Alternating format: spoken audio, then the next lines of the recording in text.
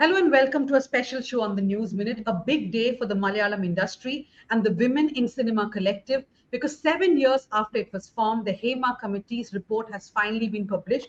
Of course, a lot has been redacted, but the main posts of the report are out. Joining me is Anjali Menon, filmmaker and a founding member of the WCC. Anjali, how important is it to you and WCC that this report is finally out? What does one say? This is something we've been waiting for 7 years now. So, they say people change completely in 7 years. Every cell of our body changes. So you can imagine. Unfortunately, not enough has changed here. So this is a welcome thing to see the report. It's not good news, as we all know. Reading this report is definitely not good news. But the journey that we have had to undertake to bring it, to the public, I think that has been quite arduous. And for that, we are just, grateful that finally it's come to some kind of fruition. So yeah, now is the real journey. Now is when the real action will happen, hopefully. So, Anjali, a lot of focus of the media also has been on will big names come out, whose name will come out. And finally, when the report is out, I see a lot of reactions saying, ഇതൊക്കെ എല്ലാവർക്കും അറിയുന്ന കാര്യമല്ലേ in Malayalam, which means that everybody knows about it, right? How do you look at those reactions? See, to be honest, that's a very disturbing reaction because ഇത് എല്ലാവർക്കും അറിയുന്ന കാര്യമാണെങ്കിൽ, that is, if everybody really knew about all this, how come they were sitting and tolerating this? How come they were allowing this to happen? It should never have happened in any professional space. Then how is it that if everybody knew this, they were not taking action to prevent it from happening? So when someone says, oh, we knew about all of this, or there's nothing new in it, then that's actually shocking to me because that is very revelatory about what kind of compromise they are willing to allow in their workplace. And when that works to the detriment of a big part of your working community, that's quite pathetic. I'm sorry, I have to say that.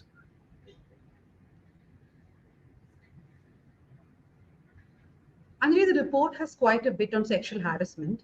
In fact, the first sections are about sexual harassment itself, though the depositions have been withheld. But some things which really stood out for me, and I want to ask you about that, is that they continuously speak about this power group.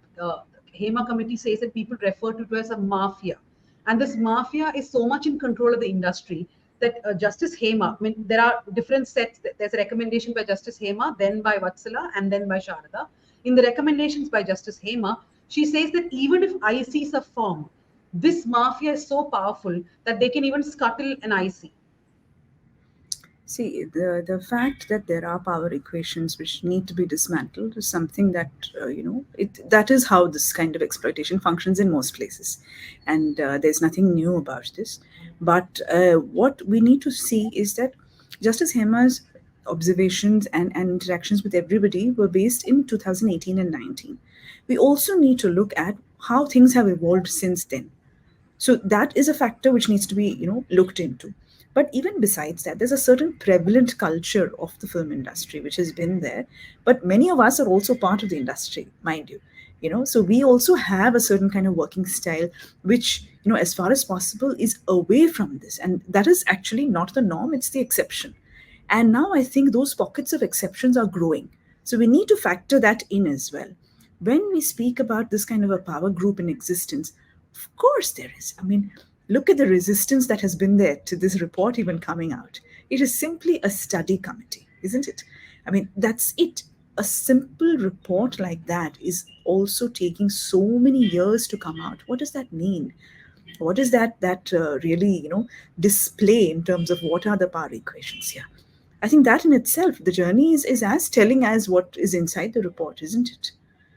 So, from what you say, what I can understand is that there have been changes for the better, though it may not be very vast.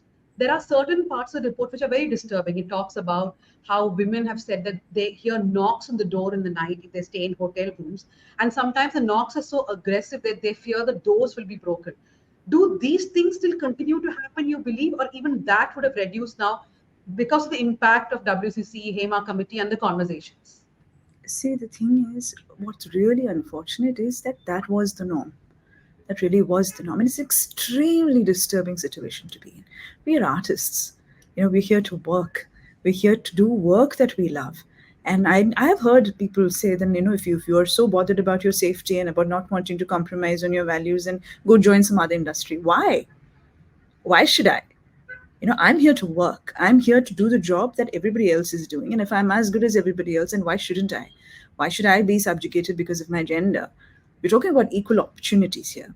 But when you're given this kind of, backlash, if you refuse to cooperate with what is, the norm here, then, that is what really needs to be looked into. This is a certain work culture that we're speaking about. And that work culture, like I said, the pockets of exception have grown, not just because of WCC. WCC's played a big role in awareness creation. When people see what everybody is doing, but this is done all the time, that becomes the accepted conditioning. But when they're actually woken up and they're told that is actually wrong, the rest of the world doesn't work like that. There are equal rights, there are laws. When you come up and speak about all that, people, the minute they become aware, the people who believe everyone is equal, they go ahead and make a difference. They create a cultural difference on their sets. There are so many people who actually take up the measures required for safety and all of that by themselves. But is that what everybody is doing? Is that the norm? It isn't. It definitely isn't. It's petrifying to hear many stories. Okay, so the thing is, for many of us, we've seen these things and heard these things firsthand, secondhand, close friends, dear people to us, people on our crew. So many things happen, right? Now, what we know, everybody knows. This is the thing. And for it to be an accepted thing, that is for a woman who has to go through this level of trauma and then turn up the next morning and work, that is the tragedy. Turn up and work as if nothing has happened. And she has to work with the very same people who, have created the set of circumstances for her. That is just not done. High time we change that. And all this, what lies at the root of it? The power imbalance between genders. I'm sorry, we got to wake up to the century. So that kind of disparity is what we want to do away with. And it was high time that these things were spoken up openly. If you remember the time when we were asking for such a study and for such a report, what was the narrative given out in the industry? People were talking about this being a big happy family and everything being okay, and maybe the people who are complaining about it, maybe they had those issues and nobody else had it. So you see, that was the prevalent narrative. So that is the big change today.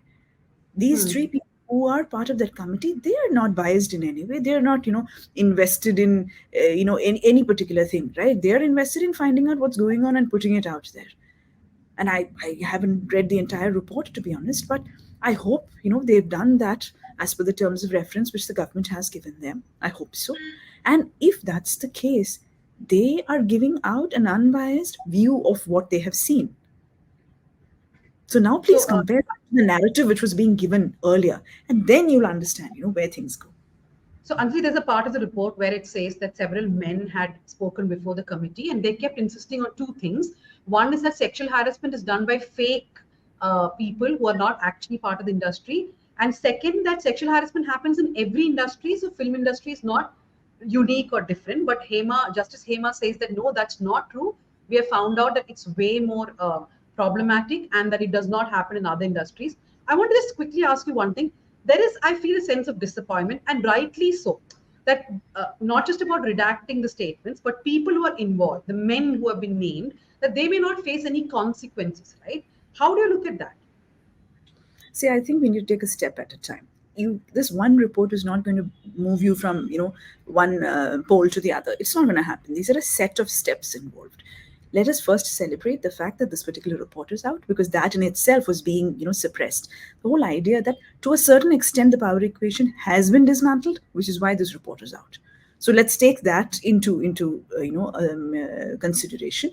And then when we speak about, see, this is not about some kind of gossip about who did what to whom. More than that, this is about changing the prevalent culture of an industry from being a negative space to being a positive space.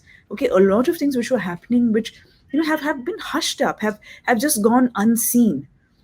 That is problematic, because you cannot any longer have that unseen. It is just not fair that you have to go through all this just to remain in the industry. That is just not done. So when you're speaking, I'm sorry, I've actually missed the question that you were asking initially. That This people feel disappointed, that a lot of people who may have been named will get away. There won't be any criminal consequences on them. no, see, before you get to naming and shaming those people, can we look at what are we doing right now to ensure it doesn't happen again? That is a different thing. That if people want to pursue that and go ahead and move ahead, let them please do it. But every woman who has come and spoken, not just woman, every man as well, who has come and spoken and given a clear picture of what the industry is, why have they done it? If they wanted to file a police complaint and all that, they could have done that. They have done this from the pure intention that this needs to stop. I believe it's mentioned that many men have said that it is important to have ICC here. You see, it's not about painting men black. There are a lot of good men as well who are disturbed by what is going on, who stand up for the women as well, but then they are not the ones in the power all the time. They may not have as much of a say as they would like. But now some of them are coming up right in the forefront, and they are leading their units in such remarkable ways. It's wonderful to hear people from that unit come and say that, oh my God, that said, nothing will go wrong, because people are so aware and so empowered. That's a wonderful thing to hear. But before you get disappointment, please look at what is given. I think this is way ahead of where we were before. It's like coming out of the dark ages, frankly. So yes, today we have fantastic content. We have fantastic filmmakers, fresh narratives, all of that. But let's just look at the off-screen area as well and clean that up, because then we'd have this industry we can be really proud of. See, all of this said, Dhanya, I must say I'm also from the industry. I'm also a filmmaker here. All of our members of WCC are also from the film industry. And it is a rare thing that despite saying all of this continue to work here. We continue to now work and collaborate with people who are aligned with us in values. That is what is happening. So that shows a revival of a certain different culture coming up. And I'm most excited about that. So it's important to take this, understand it, see what changes we can make and move from there. This is just not about, finding who did what. Please understand, this is not just about one or two names. You're talking about a prevalent culture. And that is something which is in the air. Until you clean that up, until you make this a zero tolerance space, nothing is going to change. So it's not just about person. Yes. So Anjali has a lot of interviews lined up. So I'm going to let her go with just two more quick questions. I heard actor Ranjini's lawyer say on a television channel that Ranjini was just one of the people who went to court asking for the report not to be published immediately. But there were other members of WCC too who have apparently said they don't want the report to be out now. Was there really such a thought amongst people in WCC? Not that I have heard of that, but were there others who did not want the report to come out? I don't know of specific people, but I do know that there was concern about, because when one person raises a concern that, oh my God, is my safety at risk, then there are others wondering, oh my God, is she right? Are there situations like that? So definitely those kind of concerns are there, but I'm not aware of any other people approaching it. Maybe it is my lack of awareness. I would really need to check that up and come back to you. But I think please understand, all victims come from a very difficult space. They have never spoken about these things. And they are so scared to speak up. So I think when we look at things with an empathetic lens, we can understand why they say these things. I think that is important for us to understand that because they've never done it. It is not a culture where, you have everybody speaking up, you have that kind of solidarity. The minute, you try and speak up, you're sidelined, you're out. So that is the culture they're used to. And these are people who've been in this industry for 20, 30, 40 years. So naturally, they're conditioned in a certain way. So when a new culture is coming up, even they're very, very fearful. So I think we should appreciate all of those senior people also who've come up and spoken. It takes a lot. It takes a lot of guts to be doing that. My final question to you, Anjali, is that the report has a lot of recommendations. For those watching, it's not just about sexual harassment alone or safety. It's also about remuneration, about how will people be compensated, about having contracts. It also says a tribunal should be formed, that the only way to solve all this is to have a tribunal. It also talks about a conclave. What next would you want to happen? Do you really think that some of these changes when it comes to giving contracts, remuneration will happen? And would you agree with the tribunal or a conclave? To be honest, I would have to read through everything to be able to give formed opinion on that. But I think some basic steps are very important. Like you said, this is not just about sexual harassment. Okay, but safety is a very important aspect. Safety, discrimination, these things are very important when you work, shoulder to shoulder in an industry. But simple things like, when a film starts work, then you give it a number, a production number, and after that every single activity is related to that production number. So if an actor is coming for a casting situation, then it is that production number that you're reporting to. So there is a certain accountability with every production. So that kind of system has to be brought in place. I think that will really help. And secondly, when we're recruiting people, see, when earlier you were saying that only some people get abused and the other ones talking about it. In the film industry, we're all soft targets, please understand, men or women, because of the kind of work we have, because the kind of locations we're on, the kind of timings we have, the kind of fluid roles everybody has. There recently we had the incident with a doctor in Kolkata. I was speaking to another doctor about it, and he said, see, this is not the first incident. Doctors have always been soft targets. So yes, in our society, there are areas where people are softer targets, and there you have to take that extra care. So it is not something that doesn't, it happens everywhere and you normalize it. That's the worst thing to do, to normalize it. No, absolutely not. So I think some basic things have to be put in place. First thing is, let's just establish this happens here. Okay, let's not deny that anymore. I think that is the first step towards clearing the problem. So if you acknowledge the garbage around, only then can you clear up the space. So let's celebrate today to that acknowledgement, and then move ahead to cleaning up the place. I think that So is something today which is a day of celebration and happiness that at least the report is out, right?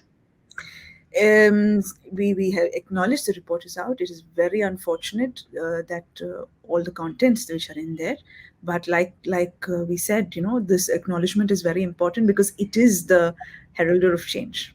That's the reason to celebrate. Thank you so much, Anjali. In fact, I have a lot to say about the redacted parts. There are even parts where the committee starts to speak about, for example, lack of toilets, women having periods, and having difficulty. Suddenly, there's a redaction. So I don't even understand some of the portions redacted. Hopefully, we'll have more conversations, and the conclave which the Kerala government has promised does really happen, where gender will finally become a conversation about cinema. Thank you very much, Anjali, and congratulations for all your work. Thank you, Dhanya, and thank you to all of the media friends who have been our strength.